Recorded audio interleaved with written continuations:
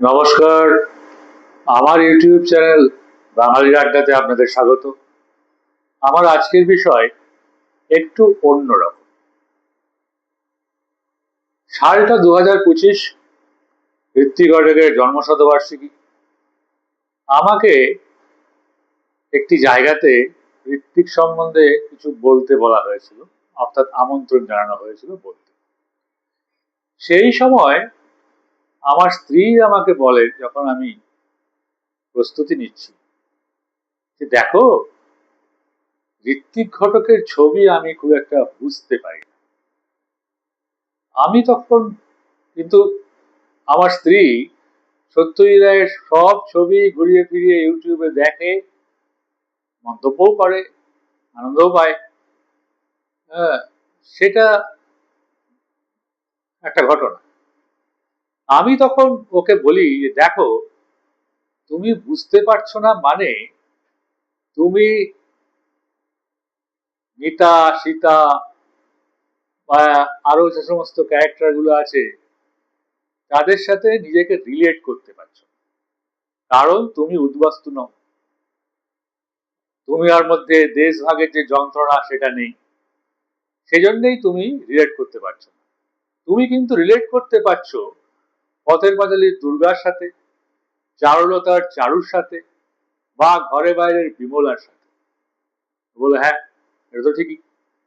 সেই সময় ওকে আমি অপর্ণা সেন, বিখ্যাত পরিচালক, চিন্তাবিদ এবং অভিনেত্রী, তার একটা সত্যজিৎ রায়ের জন্মশতবর্ষ উপলক্ষে একটি পুস্তিকা বেরিয়েছিল পশ্চিমবঙ্গ সরকারের পক্ষ থেকে। সেখানে একটা কোটেশন ছিল, সেটা আমি ওকে বলি। সেটা কি?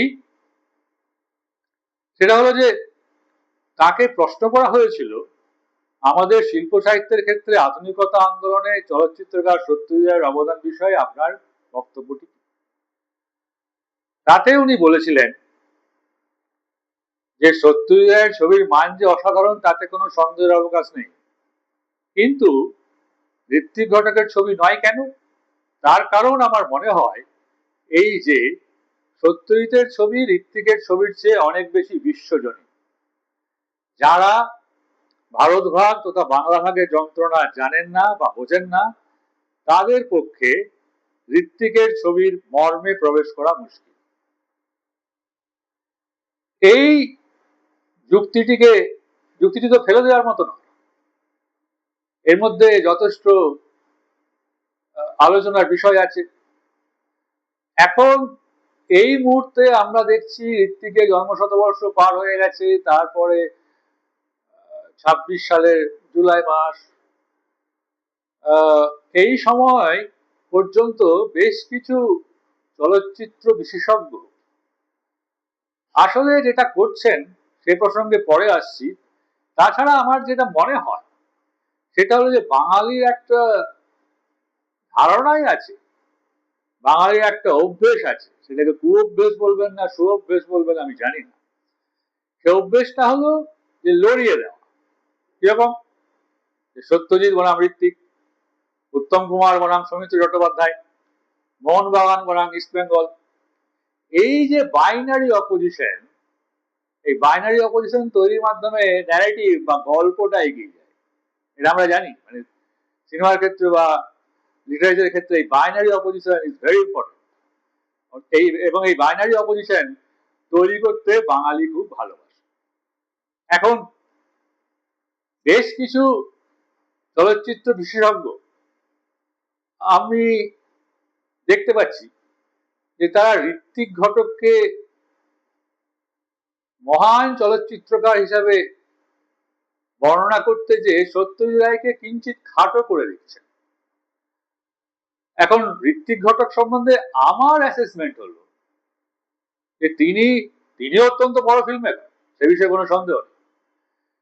কিন্তু তার এই মেঘে ঢাকা তারা, কোমলগান্ধা, সুবর্ণরেখা, আরো বেশ কয়েকটা ছবি, সেগুলো যেহেতু সবগুলোই প্রায় উদ্বাস্তু সমস্যা এবং দেশভাগ নিয়ে করা, তাই অনেক বাঙালি বা ভারতীয় তাদের সাথে রিলেট করতে পারে। এমনকি আমি যে এই 26 বছর ফিল্ম স্টাডিজ পড়াচ্ছি কলেজে, সেখানেও আমি দেখেছি ছাত্রদের মধ্যে সবাই বেশিরভাগই সত্যজিৎ রায়ের গুপি গায়েন বাঘা বায়েন, হিরো রাজার দেশে, পথের পাঁচালী এসব দেখেছে। কিন্তু ঋত্বিক ঘটকের কোনো ছবি তারা দেখে।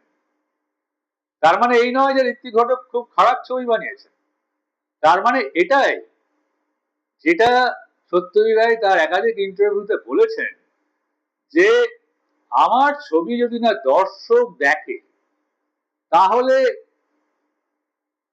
ছবি করার মূল উদ্দেশ্যটাই মাঠে মারা। ঋত্বিক ঘটক মহান শিল্পী, চলচ্চিত্রকার, পরিচালক তো বটেই, কিন্তু শিল্পীর যেমন একটা দম্ভ থাকে, সেই দম্ভ থেকে তিনি একবার বলেছিলেন, মন্তব্য করেছিলেন, সেই মন্তব্যটা আমরা সবাই জানি, সেটা হচ্ছে সিনেমার থেকে বেটার কোনো মাধ্যম পেলে সিনেমাকে আমি লাথি মেরে চলে যাব। সেটা উনি বলতেই পারেন, কারণ ওনার ছবিগুলোতে শুধু তো দেশভাগ, উদ্বাস্তু সমস্যা নেই, আরো যেটা আছে, এমনকি যেটা সত্যজিৎ রায় দুজন ভদ্রলোকের অবিচুয়ারি লিখেছিলেন, একজন হচ্ছেন ঋত্বিক ঘটক মারা যাওয়ার পরে ইংরেজিতে, আরেকজন তার বন্ধু কমল কুমার মজুমদার বাংলাতে। ঋত্বিক ঘটকের অবিচুয়ারিতে তিনি লিখেছিলেন যে ঋত্বিকের মতো ছবি, ঋত্বিকের ছবিতে ভারতীয় ঐতিহ্য এমন ভাবে আছে তা আমার সিনেমাতেও, মানে ঋত্বিকের ছবিতে কোনো বিদেশি ছবির প্রভাব নেই, যদি খানিকটা থেকেও থাকে সেটা হচ্ছে রাশিয়ান সিনেমার প্রভাব। কারণ উদয়কিন যখন ভারতে এসেছিলেন তখন ঋত্বিকের সঙ্গে তার একটা সাক্ষাৎকার হয়েছিল, সেখান থেকে তিনি খানিকটা অনুপ্রাণিত হয়ে তার ছবিতে মন্তাজ যে সিনেমাটিক ল্যাঙ্গুয়েজ সেটাকে ব্যবহার করেছেন। সত্যজিৎ রায় যেমন তার বেশিরভাগ ছবিতে মিউজো সিন ব্যবহার করেছেন, অর্থাৎ পুটিং ইন দ্য সিন, বাস্তবতাকে দেখিয়ে একটা মেসেজ ক্রিয়েট করা, বক্তব্য তুলে ধরা। কিন্তু ঋত্বিক ঘটকের ছবিতে আরো যে যে বিষয়গুলো আছে সেগুলো অনেক সমালোচক খানিকটা এড়িয়ে গিয়ে সত্যজিৎ রায়ের ছবি কোথায় কোথায়, যেমন ধরা যাক, বলছেন ওনারা যে পথের পাঁচালী ছবি তো চোখ বন্ধ করে দেখলে মনে হবে তাতে এতই ডায়ালগের অভাব যে মনে হবে নির্বাক ছবি। কিন্তু অত্যন্ত বিনয়ের সাথে আমি বলতে পারি যে film has its own language, অর্থাৎ একটি সিনেমা পথের পাঁচালী, পথের পাঁচালী উপন্যাস থেকে হয়েছিল, ফিল্ম মেকারের কোনো দায় নেই পথের পাঁচালীর পুরো উপন্যাসটাকে ভিজুয়ালি ট্রান্সফর্ম করা, সেটা তিনি করেন। এ বিষয়ে সব থেকে বড় যে বক্তব্য সেটা সত্যজিৎ রায় স্বয়ং বলে গেছেন তার চারুলতা প্রসঙ্গে বলে একটি লেখাতে, বিষয় চলচ্চিত্রে এই লেখাটি আছে। তাকে জনৈক অশোক রুদ্র বলেছিলেন যে আপনি রবীন্দ্রনাথের নষ্টনের বড় গল্পটি নিয়ে নিজের মতো করে একটা ছবি করেছেন যার নাম চারুলতা। বিষয় চলচ্চিত্র গ্রন্থে চারুলতা প্রসঙ্গে লেখায় সত্যজিৎ রায় বলছেন, অশোক রুদ্রমশাই আপনি অনেক কিছুই বোঝেন কিন্তু সিনেমার কিছুই বোঝেন। তার কারণ হিসেবে উনি আরো বলছেন রবীন্দ্রনাথ তার গল্পে চারুলতার নিঃসঙ্গতার কাহিনী 40 পাতা ধরে বর্ণনা করেছে। আমি তো 40টা শটে তা দেখাতে পারি না, তাহলে সিনেমা তো সেখানেই অর্ধেক শেষ হয়ে যায়। আমি যেটা করেছি একটা লং টেকে দেখিয়েছি যে চারুলতা একজন ধনী পরিবারের গৃহবধূ, তার স্বামী ভূপতি, তিনি একটি খবরের কাগজের সম্পাদক, এবং চারুলতার বাড়িতে যেহেতু গৃহ পরিচারিকা বা পরিচারক অনেকজন আছে তাই তার কাজ করার কোনো দরকার নেই, তিনি কিভাবে সময় কাটাচ্ছেন। হ্যাঁ, অর্থাৎ চারুলতার যে নিঃসঙ্গতা, সেটা কিভাবে তিনি সময় কাটাচ্ছেন, সেটা হচ্ছে তিনি কখনো বঙ্কিম বঙ্কিম বলে বঙ্কিমচন্দ্রের উপন্যাস পড়ার চেষ্টা করছেন, কখনো তিনি জানলার খড়খড়ি তুলে অপেরা গ্লাস দিয়ে রাস্তায় চলমান জীবন দেখছেন, কখনো তিনি ভূপতির রুমালে এমব্রয়ডারি করে বি অক্ষরটি তোলার চেষ্টা করছেন। এবং একটা সময় 4টে বাজে, ঘড়িতে 4টে দেখানো হয়, তখন তিনি বলেন যে ব্রজ, 4টে বেজে গেছে, বাবুকে চা দাও। সেই সময় বা তার একটু আগে ভূপতি দোতলায় উঠে আসে এবং একটি বই নিয়ে আবার চলে যায়। চারুলতা বা চারু যেহেতু ছেলে মানুষ, অল্প বয়স, তাই তখন তিনি অপেরা গ্লাসটা যদি সোজা দিকে ধরা হয় তাহলে দূরের মানুষ কাছে আসে, তখন তিনি অপেরা গ্লাসটা উল্টো দিকে ধরলেন, অর্থাৎ কাছের মানুষ দূরে চলে গেল। এটাই সিনেমার ভাষা এবং এইটাই সিনেমাটিক ল্যাঙ্গুয়েজ ব্যবহার করে সত্যজিৎ রায় তার চারুলতা ছবিটার কথাই বললাম।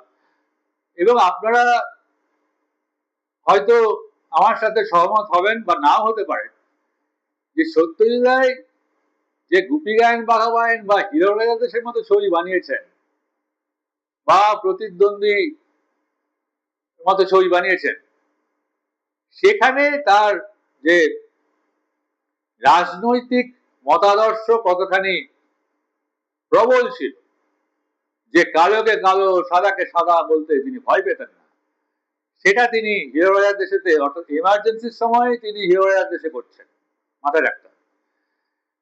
সেটা তিনি করে দেখিয়েছেন। অনাহারে নায়িকের বেশি খেলে বাড়ে মেয়ে, গুপি গান বাগাবেন। হিরো রাজার দেশে যে মস্তিষ্ক প্রক্ষালন যন্ত্র, অর্থাৎ মগজ দোলায়, সে মগজ দোলায় ব্যাপারটা তিনি অতদিন আগে ভেবে গেছিলেন। এখনো তো লোকের ক্রমাগত মগজ দোলায় হয়ে যাচ্ছে। এইখান থেকে আমার মনে হয়েছে যে এই তুলনা টানাটা, ঋত্বিক বনাম সত্যজিৎ, সৌমিত্র চট্টোপাধ্যায় বনাম উত্তম কুমার, মোহনবাগান বনাম ইস্ট বেঙ্গল, এগুলো কোনো কাজের কথা নয়। এই ধরনের সমালোচনা, এই ধরনের তুলনা আসলে সমালোচনার যে পদ্ধতি, সমালোচনা শব্দটার মধ্যে এটা আছে, সেটাকেই ব্যঙ্গ করে।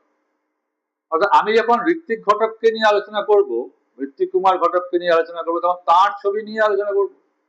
আমি যখন সত্যজিৎ রায়কে নিয়ে আলোচনা করবো, তার ছবি নিয়ে আলোচনা করব। আমি কেন তুলনাটা আনতে যাব? কারণ দুজনেই মহান শিল্পী, দুজনেই মহান চলচ্চিত্রকার। ঋত্বিক ঘটকের ছবিতে আমি তো বললাম যে দেশভাগ, উদ্বাস্তু সমস্যা ছাড়াও আরো যেটা আছে, অর্থাৎ তার ছবির যে ডিসকোর্স, সেটাকে বেস করে যে মেটা ডিসকোর্সটা দেখা যাচ্ছে, সেটা হচ্ছে তিনি তার ছবিতে সত্যজিৎ যেটা বলেছেন যে ভারতীয় ঐতিহ্য, পুরাণ, মিথোলজিকে ব্যবহার করেছেন, সেটা তিনি করেছেন, ছবির পর ছবিতে করেছেন। তাই তার চরিত্রের নাম কখনো নিতা, সীতা, অভিরা। কিন্তু তার মানে তো এটা আমরা বলতে পারি না যে সত্যজিৎ রায় সেগুলো করেননি, বলে অর্থাৎ মিথোলজিকে অতখানি ব্যবহার করেননি, যেমন এটাও সত্যি কথা। তেমনি তিনি যেভাবে তার সিনেমার ভাষাতে এতগুলো ছবি করেছেন এবং সেই বেশিরভাগ ছবি জনপ্রিয়, এবং সত্যজিৎ রায় যেটা বারে বারে বলেছেন যে দর্শক যদি ছবি না দেখে তাহলে ছবি করার কোনো মানেই হয়। অর্থাৎ সাধারণ মধ্যবিত্ত বুদ্ধি যাদের আছে বা যাদের বুদ্ধি নেই, হ্যাঁ, তারাও কিন্তু সত্যজিৎ রায়ের ছবি দেখে এবং একটা তাদের মধ্যে একটা অনুভূতির জন্ম হয়। কারণ রবীন্দ্রনাথ যেমন সমস্ত মানবিক অনুভূতিগুলোকে নিয়েই তার সাহিত্য করেছেন, আমার মনে হয় সত্যজিৎ রায় তারপরে সমস্ত মানবিক অনুভূতিগুলোকে নিয়ে ছবি করেছেন। যেমন দেখুন, ধরুন শাখা পোশাকার সেই বাচ্চা ছেলেটির কথা, যেখানে সে বলছে যে আমি 1 নম্বরই জানি, 2 নম্বরই জানি। বাচ্চা ছেলের মুখ দিয়ে তিনি এই কথাটা বলিয়েছেন এবং সেটা যে কত ইউনিভার্সাল ট্রুথ, সেটা আমরা আজকের সময় বুঝতে পারছি, হ্যাঁ, যে 1 নম্বরটা কি, 2 নম্বরটা কি। এই ব্যাপারগুলোকে এইভাবেই দেখা উচিত যে সত্যজিৎ রায়ও খুব বড় ফিল্ম মেকার, ঋত্বিক কুমার ঘটকও খুব বড় ফিল্ম মেকার, কিন্তু তাদের মধ্যে আমরা কোনো তুলনা করব না। যেমন আমি আরেকজন চলচ্চিত্র বিশেষজ্ঞের কাছে শুনছিলাম একটা কথা, যেটা আমরা প্রায় সকলেই জানি, সেটা হচ্ছে ঋত্বিক কুমার ঘটক বেশ কিছুদিন পুনে ফিল্ম ইনস্টিটিউটে পড়িয়েছে। সেই সময় পুনে ফিল্ম ইনস্টিটিউটে দুজন তার প্রিয় ছাত্র ছিল, তারা হচ্ছেন কুমার সাহানি এবং মনিকা। তা পরবর্তীকালে যখন একজন সত্যজিৎ রায়কে জানতে চান যে কুমার সাহানি, মনিকাউল এবং ঋত্বিক ঘটকের মধ্যে মিলটা কোথায়, হ্যাঁ, তিনি তখন অত্যন্ত সত্যজিৎ রায়ের নিজের যে রসিকতা বোধ এবং তার ছবিতে যে বলা যেতে পারে সেন্স অফ হিউমার আছে, সেরকমই তিনি একটা উত্তর দিয়েছিলেন। সেটা হচ্ছে এই, সবই আছে, তিনজনই খুব বড় ফিল্ম মেকার, কিন্তু তিনজনের মধ্যে একটা মিলও আছে। তিনি জিজ্ঞেস করেছিলেন যে কি মিল? তিনজনের ছবিতেই সে অর্থে সেন্স অফ হিউমারের খুব একটা দেখা পাওয়া যায়। এটা সত্যজিৎ নিজের বক্তব্য, আমি জাস্ট কোট করলাম। এখন পথের পাঁচালী ছবিতে গানের ব্যবহার নিয়েও কোন কোন চলচ্চিত্র সমালোচক বা চলচ্চিত্র বোদ্ধা তারা বলেছেন যে এই ছবিতে বা সত্যজিৎ ছবিতে গানের ব্যবহার অতটা নেই। আমার তো এই কথাটাকে খুব একটা যুক্তিযুক্ত বলে মনে হয় না, কারণ প্রথম ছবিতেই, পথের পাঁচালী ছবিতেই তিনি ইন্দির ঠাকুরের গলায় যে খালি গলায় যে গানটা গাইয়েছিলেন, ওই দিন তো গেল সন্ধ্যা হলো পার করো আমারে, সেটা তো একটা ভারতীয় ছবিতে সঙ্গীতের ব্যবহারের একটা অপূর্ব দৃষ্টান্ত হয়ে থেকে গেছে। তারপরে ছবির পর ছবিতে তিনি সিচুয়েশন অনুযায়ী গান ব্যবহার করেছেন। চারুলতা ছবিতে তো করেইছেন, হ্যাঁ, গুপি গাইন বাঘাবাইন ছবিতে যেটা সত্যজিৎ রায়েরই সমস্ত লেখা এবং সুর। প্রথম ছবি বাদ দিয়ে পুরো বাকি সমস্ত ছবিগুলো সত্যজিৎ রায় মিউজিক ডিরেক্টর, হ্যাঁ, এমনকি অনেক জায়গায় তিনি গলাও দিয়েছেন, অনেক জায়গাতে তিনি গান লিখেছেন, সুর করেছেন বাকি ছবিগুলোর। গুপি গাইন বাঘাবাইন বা হিরো রাজার দেশে বা পরবর্তীকালে আরো যে সমস্ত ছবিগুলো করেছেন, কাঞ্চনজঙ্ঘা, শাখা প্রশাখা, সব ছবিতেই তো গান আছে, গানকে তিনি তো অগ্রাহ্য করেননি। অর্থাৎ এই যে ব্যাপারগুলো বলা হয় সেগুলো মনে হচ্ছে সর্বাঙ্গে সত্য নয়।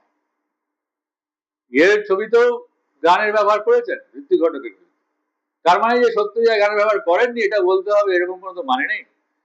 হ্যাঁ, সত্য ঋত্বিক ঘটকের মেঘে ডাকা তারা যে একটা ভারতীয় রাগের উপর তৈরি, সেটাও আমরা জানি, ছবিটা সম্বন্ধে আরো আলোচনা করে জানা যাবে। এই ব্যাপারগুলো নিয়েই আমি একটু বললাম আজকে। এখন এই ভিডিওটি যদি আপনাদের ভালো লেগে থাকে তাহলে আমার ইউটিউব চ্যানেল বাঙালির আড্ডা আপনারা সাবস্ক্রাইব করবেন, দরকার হলে শেয়ার ও কমেন্টও করতে পারেন।